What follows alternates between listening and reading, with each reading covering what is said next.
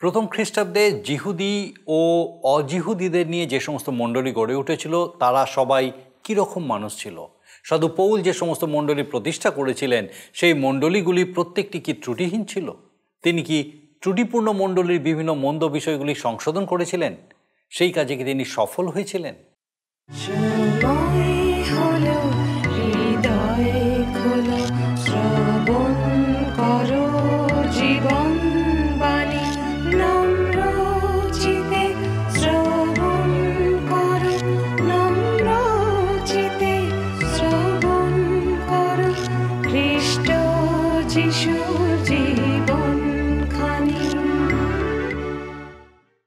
নমস্কার, জীবনবাণী অনুষ্ঠানে আরেকবার আপনাকে বিশেষভাবে স্বাগত জানাই। আমি খুব খুশি আজকে আরেকবার আমাদের সঙ্গে আপনি আমাদের এই জীবনবাণী অনুষ্ঠানে উপস্থিত হয়েছেন।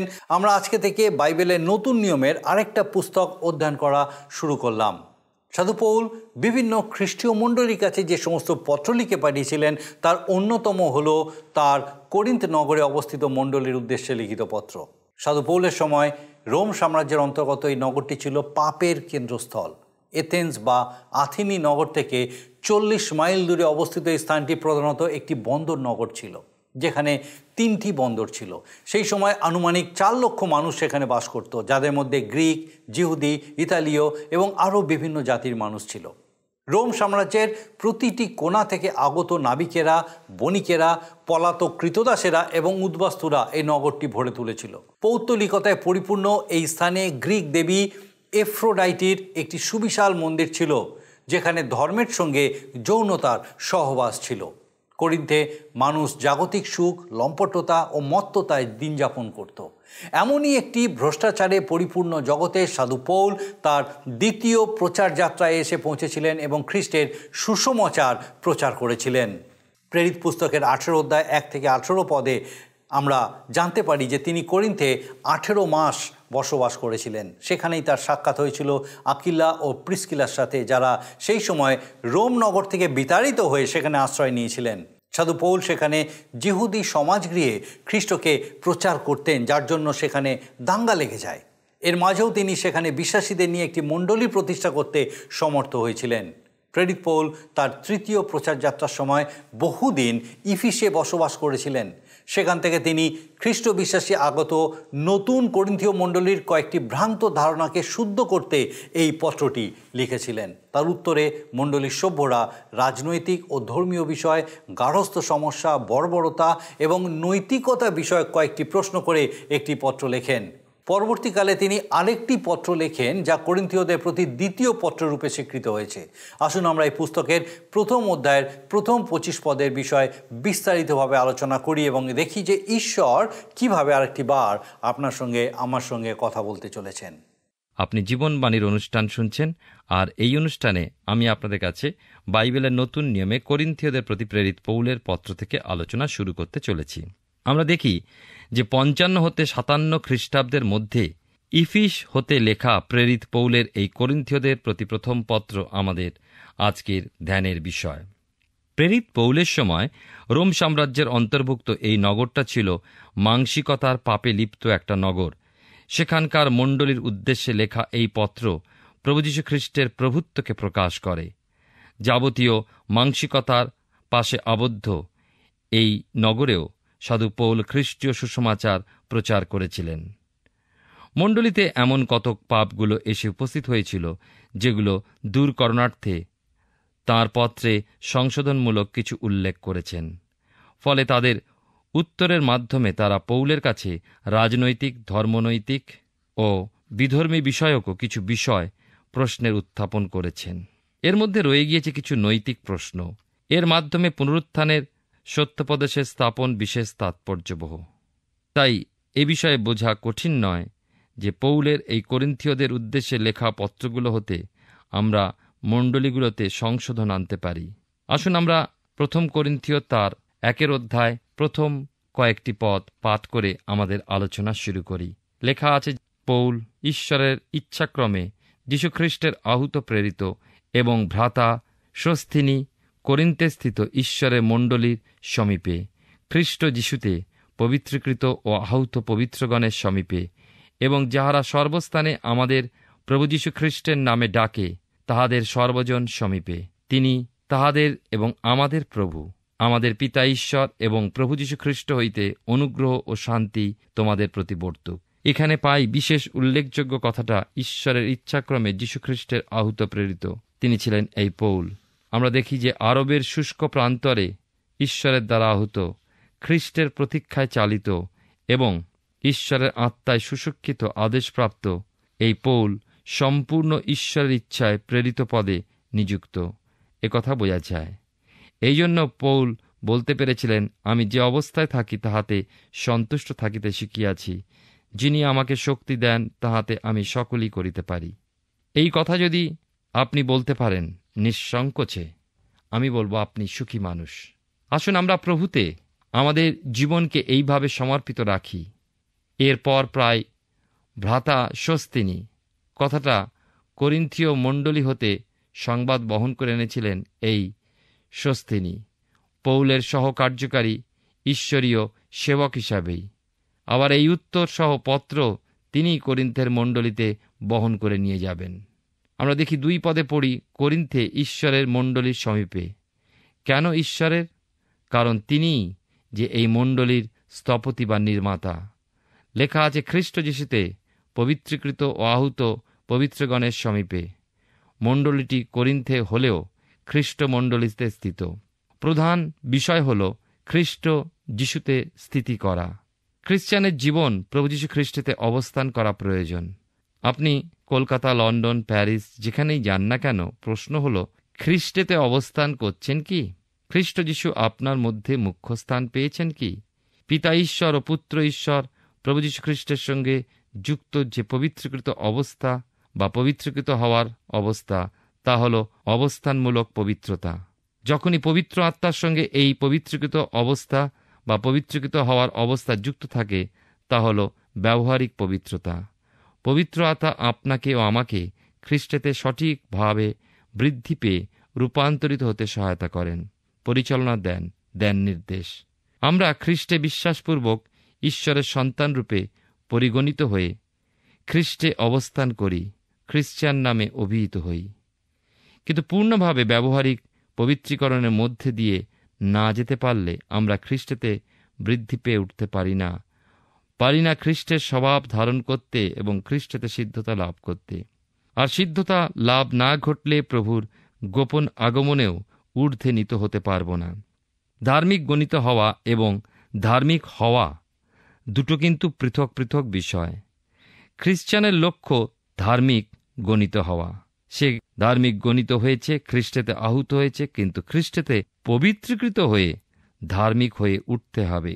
চিঠিটা শুধুমাত্র তৎকালীন খ্রিস্টে আহুত পবিত্রীকৃতদের উদ্দেশ্যে নয়, কিন্তু লেখা আছে যাহারা সর্বস্থানে আমাদের প্রভু যীশু খ্রিস্টের নামে ডাকে, তাহাদের সর্বজন সমীপে।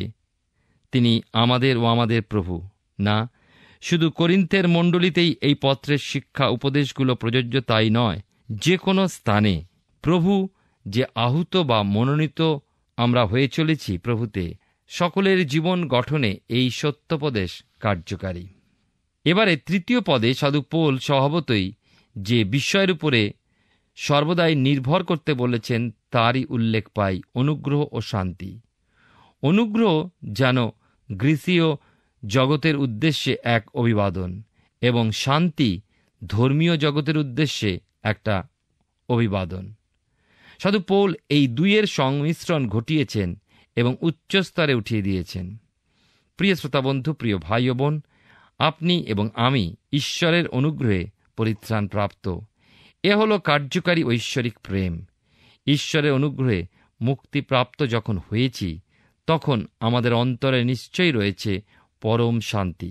আপনার পাপ অধর্ম সকল কি প্রভুর উপরে সমর্পণ করেছেন? তিনি কি আপনার ত্রাণকর্তা? যদি তাই হয়, তবে আপনি নিশ্চয়ই আপনার মধ্যে সেই পরম শান্তি অনুভব করছেন। তাহলে অনুগ্রহ ও শান্তি 2টি বিষয় শব্দ এবং বিশেষ 2টি শব্দ।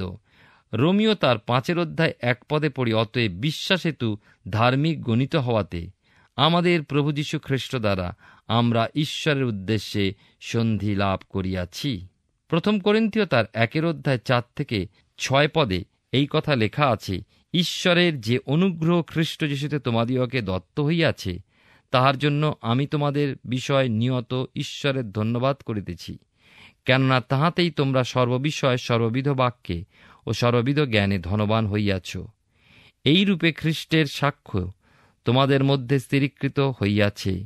এই জন্য তোমরা কোনো বরে পিছাইয়া পড়ো নাই, আমাদের প্রভু যীশু খ্রিস্টের প্রকাশের অপেক্ষা করিতেছ।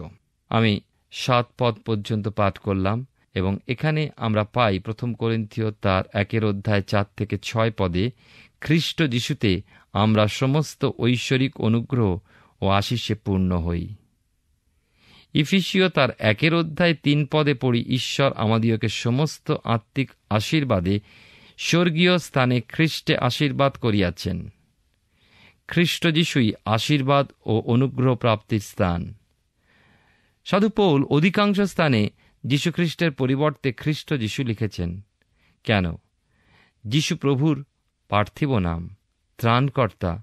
সাধু পৌল প্রভুর এই জগতে ইহজীবন যাপন জ্ঞাত হয়েও যেহেতু আহ্বান পেয়েছেন পুনরুত্থিত খ্রিস্টের, তাই তিনি খ্রিস্ট সেই অভিষিক্তের নামই যেন প্রথমে উল্লেখ করেছেন। পৌলের ব্যক্তিগত সম্পর্ক পুনরুত্থিত মহিমান্বিত খ্রিস্টের সঙ্গে। 5 পদে তিনি যা বলেছেন তা যেন কলসীয় পত্রের 3:16 কথা স্মরণ করায়, খ্রিস্টের বাক্য প্রচুর রূপে তোমাদের অন্তরে বাস করুক। তোমরা সমস্ত বিজ্ঞতায় গীত, স্তোত্র ও আত্মিক সংকীর্তন দ্বারা পরস্পর শিক্ষা ও চেতনা দান করো। অনুগ্রহে আপন আপন হৃদয় ঈশ্বরের উদ্দেশ্যে গান করো। খ্রিস্টের বাক্য আমাদের হৃদয় প্রচুর রূপে বাস করুক অর্থ বাক্য শুধু মুখস্থ করে রাখাই নয়, ওই বাক্য অনুযায়ী জীবনযাপন করা বা আজ্ঞা বচন পালন করা বুঝায়।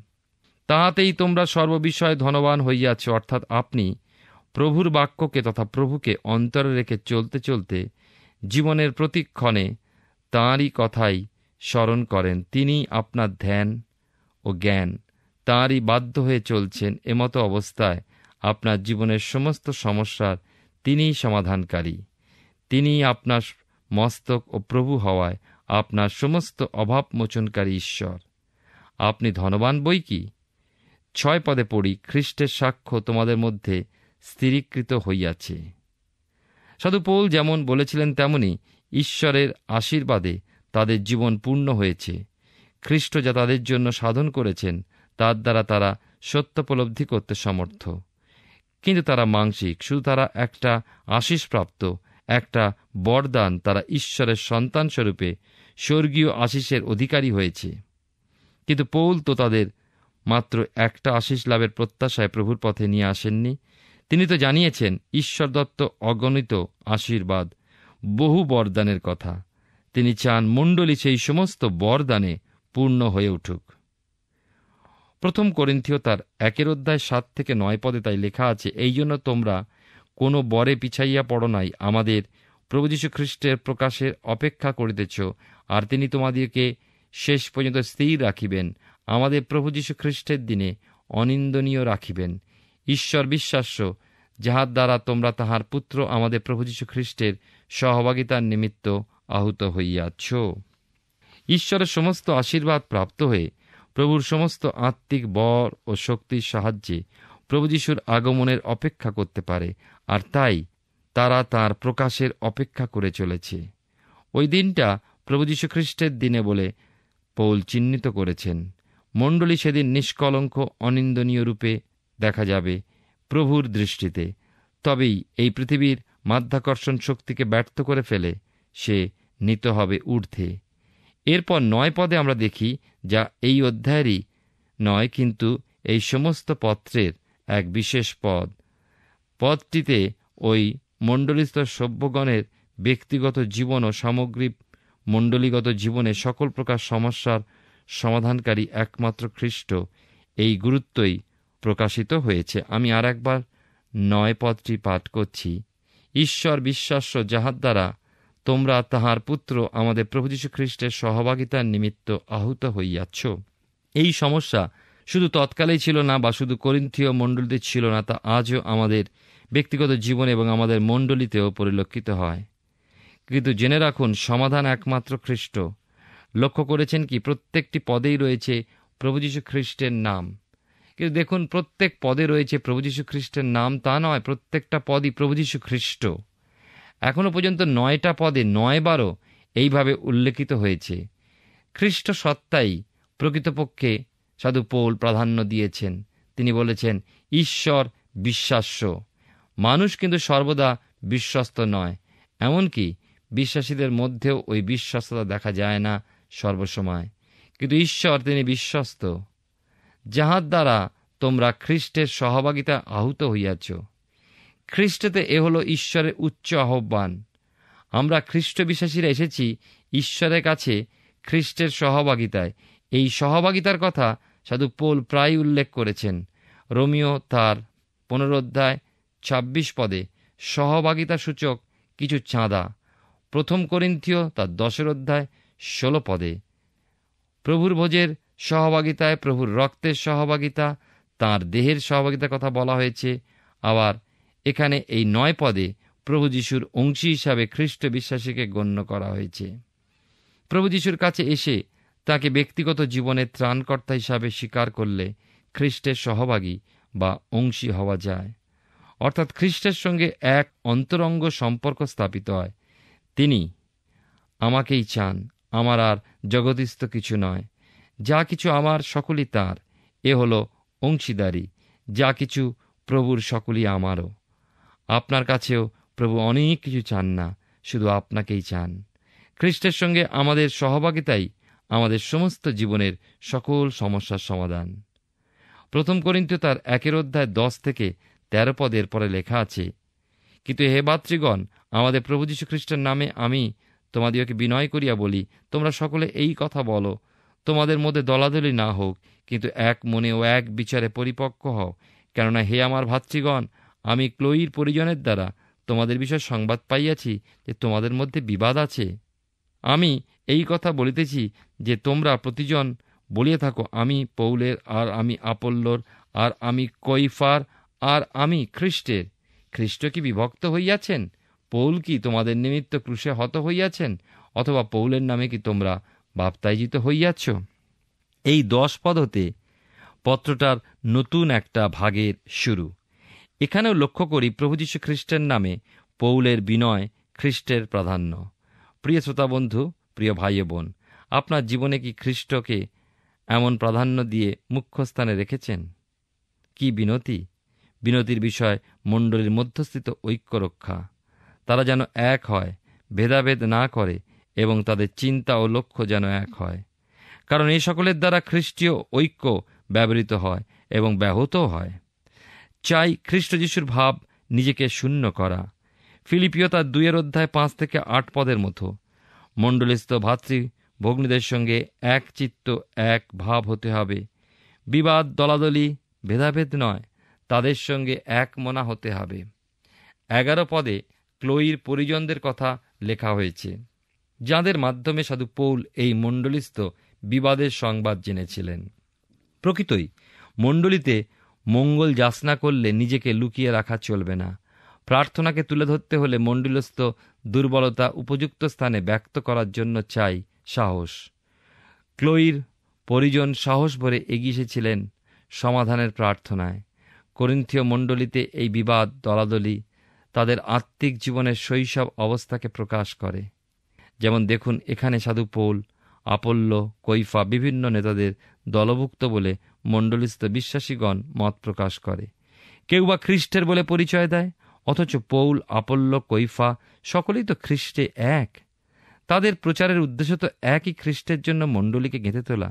তবু কেন বিশ্বাসীর মধ্যেই দলাদলি?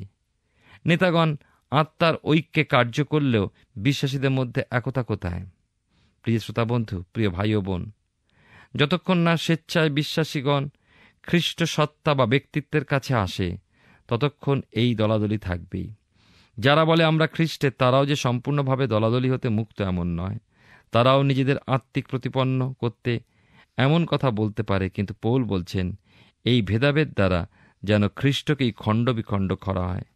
মানুষের পাপের বোঝা নিজের দেহেতে বহন করেননি।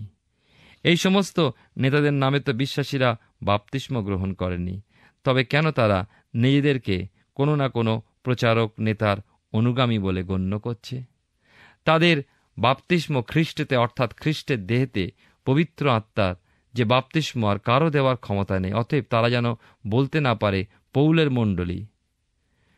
1 করিন্থীয় তার 1 অধ্যায় 14-17 পদে লেখা আছে এই কথা, ঈশ্বরের ধন্যবাদ করি যে আমি তোমাদের মধ্যে ক্রিস্প ও গায়ো ব্যতীত আর কাহাকেও বাপ্তাইজ করি নাই, যেন কেহ না বলে যে তোমরা আমার নামে বাপ্তায়িত হইয়াছ। আর স্তিফানের পরিজনকে বাপ্তায়িত করিয়াছি, আর কাহাকেও যে বাপ্তাইজ করিয়াছি তাহা জানি না। কারণ খ্রিস্ট আমাকে বাপ্তাইজ করিবার নিমিত্ত প্রেরণ করে নাই, কিন্তু সুসমাচার প্রচার করিবার নিমিত্ত, তাহাও বিজ্ঞানের বাক্যে নয়, যেন খ্রিস্টের ক্রুশ বিফল না হয়। সাধু পৌল জানিয়েছেন এমনকি জলবাপ্তিস্মের জন্য তিনি নিযুক্ত হননি, হয়েছেন সুসমাচার প্রচারের জন্য। কৈফা, অপল্ল, পৌল তিনজনই সুসমাচার বহন করে নিয়ে গেলেও খ্রিস্টেতে এক। সাধু পৌল খ্রিস্টের সত্তাকে প্রাধান্য প্রদান করেছেন। বোঝা যায় করিন্থীয় মণ্ডলীস্থ বিশ্বাসীবর্গ শৈশব অবস্থায় রয়ে গিয়েছিল। সেই সময় ছিল দর্শনের প্রতি মনোনিবেশ, কিন্তু পৌল সরল সহজ ভাষায় প্রচার করেছিলেন। 1 অধ্যায় 18-21 পদে আবার দেখব, কারণ সেই ক্রুশের কথা যাহারা বিনাশ পাইতেছে তাহাদের কাছে মূর্খতা, কিন্তু পরিত্রাণ পাইতেছি যে আমরা আমাদের কাছে তাহা ঈশ্বরের পরাক্রম স্বরূপ। কারণ লিখিত আছে, আমি জ্ঞানবানদের জ্ঞান নষ্ট করিব, বিবেচক লোকদের বিবেচনা ব্যর্থ করিব। জ্ঞানবান কোথায়? অধ্যাপক কোথায়? এই যুগের বাদানুবাদকারী কোথায়? ঈশ্বর কি জগতের জ্ঞানকে মূর্খতায় পরিণত করেন নাই? 21 পদে লেখা আছে, কারণ ঈশ্বরের জ্ঞানক্রমে যখন জগৎ নিজ জ্ঞান দ্বারা ঈশ্বরকে জানিতে পায় নাই, তখন প্রচারের মূর্খতা দ্বারা বিশ্বাসকারীদের পরিত্রাণ করিতে ঈশ্বরের সুবাসনা হইল। খ্রিস্টের ক্রুশ মুখ্য বিষয়, মুখ্য পুনরুত্থান ও স্বর্গারোহণ। ক্রুশ অপরিত্রাণপ্রাপ্ত ব্যক্তিগণ হতে পরিত্রাণপ্রাপ্ত ব্যক্তিদের পৃথক করে বটে, কিন্তু পরিত্রাণ প্রাপ্তদের মধ্যে তো বিভেদ আনে না। বিভেদ সৃষ্টিকারী প্রভুর ক্রুশ তা নয়। পরিত্রাণপ্রাপ্ত হলে পরিবারের একজন কি পরিবারের অপরিত্রাণপ্রাপ্ত অন্যান্য পরিজনদের হতে পৃথকীকৃত বলে গণিত হয় নাকি?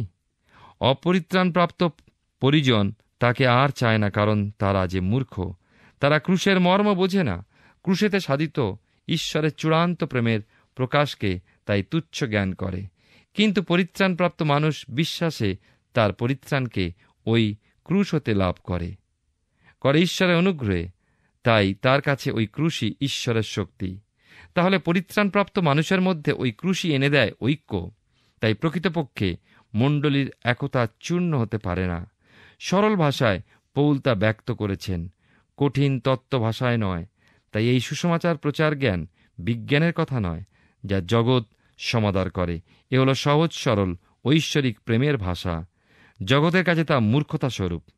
ঈশ্বরের জ্ঞান জগতের কাছে মূর্খতা হওয়ায় এই প্রচারকে সাধু পৌল মূর্খতার প্রচার বলেছেন। ঈশ্বরের কাছে সরল হয়ে না এলে ঈশ্বরীয় জ্ঞান বোধগম্য হয় না। মানুষ ভাবে তা মূর্খতা। 1 করিন্থীয় তার 1 অধ্যায় 22-25 পদে আমরা দেখি, এখানে লেখা আছে বিশেষ করে, কেননা জিহুদেরা চিহ্ন চায় এবং গ্রীকেরা জ্ঞানের অন্বেষণ করে, কিন্তু আমরা ক্রুশে হত খ্রিস্টকে প্রচার করি। তিনি জিহুদীদের কাছে বিঘ্ন ও পরজাতিদের কাছে মূর্খতা স্বরূপ, কিন্তু জিহুদি ও গ্রীক আহত সকলের কাছে খ্রিস্ট ঈশ্বরী পরাক্রম ও ঈশ্বরী জ্ঞান স্বরূপ। কেননা ঈশ্বরের যে মূর্খতা তা মনুষ্যদের অপেক্ষা অধিক জ্ঞানযুক্ত, এবং ঈশ্বরের যে দুর্বলতা তা মনুষ্যদের অপেক্ষা অধিক সবল। আমরা দেখি বিশেষ করে এই অংশে যে সাধু পৌল মানুষকে বিভক্ত করেছেন দুটো শ্রেণীতে, জিহুদি ও গ্রীক। গ্রীক অর্থে সমস্ত পরজাতীয়দেরকে বুঝিয়েছেন। জিহুদিগণ লাভ করেছিল ঈশ্বর দত্ত ধর্ম। তারা এই ধারণা পোষণ করে যে তারা সত্য জানে এবং পুরাতন নিয়ম অনুসারে সমস্তই পালন করে, অথচ দেখা গেল তারা কার্যত আনুষ্ঠানিকভাবে সফল সমস্ত কিছু পালন করে চলেছে। ঈশ্বরের প্রকৃত ইচ্ছাকে নয়, তারা যেন পরস্পর অধীন হয়ে রইল। ঈশ্বরের প্রতাপ অপসৃত হতে লাগলেন। তাই খ্রিস্ট উপস্থিত হলে তারা চিহ্ন চেয়েছিল, করেনি শাস্ত্র অনুসন্ধান। এ বিষয়ে আমরা আগামী অনুষ্ঠানে আলোচনা করব। ঈশ্বর আপনার জীবনে মঙ্গল করুন। আমরা আজকে থেকে সাধু পৌলের লেখা 1 করিন্থীয় পুস্তকটি অধ্যয়ন করা শুরু করেছি। আমার বিশ্বাস মহান ঈশ্বর বিশেষভাবে আপনার সঙ্গে কথা বলেছেন। সাধু পৌল বিভিন্ন মণ্ডলীর কাছে যে পত্রগুলি লিখেছিলেন তার একটা নির্দিষ্ট লিখন শৈলী ছিল। করিন্থীয়দের প্রতির পত্র তার ব্যতিক্রম নয়। এখানে প্রথমে তিনি নিজের এবং যিনি পৌলের হয়ে পত্রটি লিখেছিলেন সেই সোস্থিনীর কথা লিখেছেন। তারপর কার উদ্দেশ্যে এই পত্র লেখা হয়েছে সেটা উল্লেখ করেছেন। এখানে লক্ষণীয় বিষয় হলো যে এই পত্র কেবল করিন্থীয় মণ্ডলীর উদ্দেশ্যে নয়, কিন্তু খ্রিস্ট যিশুতে পবিত্রীকৃত ও আহুত পবিত্রগণ এবং সর্বস্থানে প্রভু যিশু খ্রিস্টের নামে ডাকে তাহাদের সবার উদ্দেশ্যে লেখা হয়েছে বলে তিনি উল্লেখ করেছেন। এরপর সাধু পৌল করিন্থীয়দের আশীর্বাদ করেছেন এবং তাদের বিশ্বাসের জন্য ঈশ্বরের ধন্যবাদ দিয়েছেন। কিন্তু তারপরে তিনি এমন একটি বিষয়ের কথা বলেছেন যেটা সম্ভবত মণ্ডলী থেকে আগত পত্রবাহকের মারফত তিনি জানতে পেরেছিলেন। করিন্থীয় মণ্ডলীর মধ্যে প্রকট হয়ে পড়েছিল দলাদলি। সেখানকার বিভিন্ন মানুষ বিভিন্ন প্রেরিতদের তাদের গুরু বলে মনে করত। এই কারণে তাদের মধ্যে খ্রিস্ট নয় কিন্তু আপল্লো, পিতর অথবা স্বয়ং সাধু পৌল প্রাধান্য পেতে শুরু করেছিলেন। পৌল করিন্থীয়দের তিরস্কার করেছিলেন এবং বলেছিলেন যে এইভাবে তারা খ্রিস্টকে বিভক্ত করে তুলছে, যেটা একেবারেই কাম্য নয়। বিশেষ কোনো ব্যক্তি নয়, একমাত্র ক্রুশে হত খ্রিস্টকেই প্রাধান্য দিতে হবে, তাকেই প্রচার করতে হবে। সাধু পৌল তাদের স্মরণ করিয়ে দিয়েছেন যে ঈশ্বরের কাছে জাগতিক জ্ঞানের কোনো মূল্য নেই, সেটা তার কাছে মূর্খতা স্বরূপ। তিনি আরও তাদের বলেছিলেন যে জাগতিক জ্ঞানের দ্বারা নয় কিন্তু খ্রিস্টে বিশ্বাসের দ্বারাই তারা পরিত্রাণ পেতে পারে। সাধু পৌল এই বিষয় নিয়ে আরও অনেক কথা করিন্থীয় মণ্ডলীকে লিখেছিলেন, যা আমরা আমাদের আগামী পর্বে অধ্যয়ন করব। আসুন এই সময় প্রার্থনায় যাব, আর আমি চাইব আপনি আমার সঙ্গে প্রার্থনায় যোগ দিন। আসুন প্রার্থনা করি।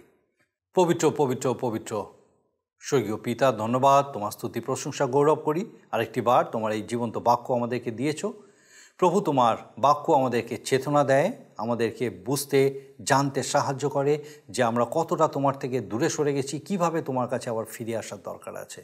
স্বর্গীয় পিতা, আমাদের প্রত্যেক দর্শক বন্ধুকে এই সময় বিশেষ করে তোমার চরণে সমর্পণ করি। ধন্যবাদ দিই যে তুমি আজকে আরেকবার তাদের সঙ্গে কথা বলেছো, এবং প্রার্থনা করি তোমার পবিত্র পরাক্রমে তোমার এই জীবন্ত সত্য যা তুমি প্রকাশ করেছো আজকে পিতা, যেন সে প্রত্যেক জীবনে বিশেষভাবে পিতাকে কাজ করে। আমাদের প্রত্যেক দর্শক বন্ধু, তাদের পরিবার পরিজন, তাদের সন্তান সন্ততি প্রত্যেককে তোমার চরণে সমর্পণ করি। বিশেষ করে সেই প্রত্যেক সন্তানকে রাখি যারা পড়াশোনা করছে। প্রভু তোমার পবিত্র পরাক্রমে, তোমার জ্ঞানে বুদ্ধিতে, স্বর্গীয় প্রজ্ঞায় প্রত্যেককে পূর্ণ করো, আশীর্বাদ যুক্ত করো। যারা পরীক্ষার জন্য বিশেষভাবে প্রস্তুতি নিচ্ছে প্রত্যেককে তুমি তাদের প্রস্তুতিতে সাহায্য করো প্রভু, যেন সুন্দরভাবে তারা পরীক্ষা দেয়, সুন্দর ফল লাভ করে তোমার গৌরব করতে পারে। আশীর্বাদ করো আমাদের প্রত্যেক দর্শক বন্ধু, তাদের পরিবার পরিজন, তাদের সন্তান সন্ততি, গৃহসমূহ প্রত্যেকটা ক্ষেত্রকে তোমার পবিত্র আত্মার সুরক্ষায় সুরক্ষিত রাখো। তোমার যিশু নামে এই ভিক্ষা দয়া করে শ্রবণ গ্রহণ করো, আমেন। ঈশ্বরের দয়ায় আমরা আরেকটা নতুন পুস্তক থেকে অধ্যয়ন করা শুরু করেছি। আমার বিশ্বাস আগামী দিনেও আমাদের এই জীবনবাণী অনুষ্ঠানে আপনি উপস্থিত থাকবেন, যখন ঈশ্বরের বাক্য আমাদেরকে আরও বিশেষভাবে তার নিকটবর্তী হতে সাহায্য করবে। ঈশ্বর আপনার মঙ্গল করুন। প্রিয় বন্ধু, আশা করি জীবনবাণী অনুষ্ঠানটি আপনার ভালো লেগেছে। আর যদি ভালো লেগে থাকে তাহলে অবশ্যই আমাদের একটি মিসড কল দিন। আপনার দেওয়া মিসড কলটি আমাদের কাছে অতি মূল্যবান। আমরা আনন্দের সাথে জানাই, প্রতিটা মিসড কল দাতাদের মধ্যে থেকে সপ্তাহের শেষে বিশেষ দর্শক বন্ধুকে বেছে নেওয়া হবে এবং সেই দর্শক বন্ধুকে পুরস্কৃত করা হবে ও সপ্তাহের শেষে তার ছবি ও নাম আমাদের অনুষ্ঠানে প্রকাশ করা হবে। গত সপ্তাহের বিজয়ী দর্শক বন্ধুরা হলেন নদিয়া থেকে নির্মল কুমার বিশ্বাস ও দক্ষিণ ২৪ পরগনা থেকে বাপি মণ্ডল। আমাদের মিসড কল দেবার নম্বরটি হল 04449081 আপনি প্রার্থনা ও আরও অধিক জানতে আগ্রহী হলে আমাদের সঙ্গে অবশ্যই ফোনের মাধ্যমে যোগাযোগ করতে পারেন। আমাদের মোবাইল নাম্বার 9433497235 এবং আরেকটি হল 9433803755। আর আমাদের ঠিকানা টিভি স্ক্রিনে আপনারা দেখে নিন। ধন্যবাদ। ভালো থাকুন, সুস্থ থাকুন।